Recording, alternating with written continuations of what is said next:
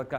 पहले तो सर ये बताइएगा कि जो लोग ये बात कर रहे हैं कि हम डैम शायद चंदे के पैसे पर ना बना सकें, क्या ये बात दुरुस्त है? बीइंग एन वाटर एक्सपर्ट, आप समझते हैं वाकई मुश्किल होगा?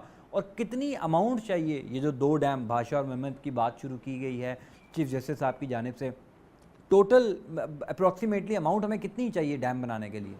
बहुत शुक्रिया। मैं समझता हूँ पहले तो ये है कि पाकिस्तान के पास जो दरियाओं में पानी आ रहा है वो कितना है, क्या उस पर डैम बनाए जा सकते हैं कि नहीं।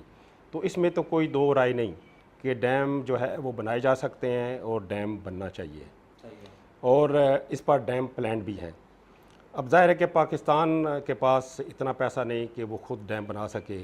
इन्होंने बाहर ये कोशिश की, वर्ल्ड बैंक से भी कोशिश की, एशियन डेवलपमेंट वर्ल्ड से बैंक से भी इन्होंने ये कोशिश की, लेकिन ये फंड्स इनको जो है वो नहीं मिल सके। अच्छा, पहले कोशिश की जा चुकी है। अच्छा। तो उस पर बल्कि एशियन डेवलपमेंट बैंक ने ये कहा था कि आप अगर हमें ये कौमी असम्बली से स्टैंप लगवा कर दे देते हैं तो हम आपको लोन जो है वो दे देंगे। लेकिन अल्टीमेटली वो भी काम हुआ, लेकिन एशियन डेवलपमेंट बैंक ने पाकिस्तान को पैसे नहीं दिए। उस वक्त ये बात हो रही थी ये काला बाग डैम की, क्योंकि काला बाग डैम जो है ये कंट्रोवर्शियल हो चुका था ये पॉलिटिकली।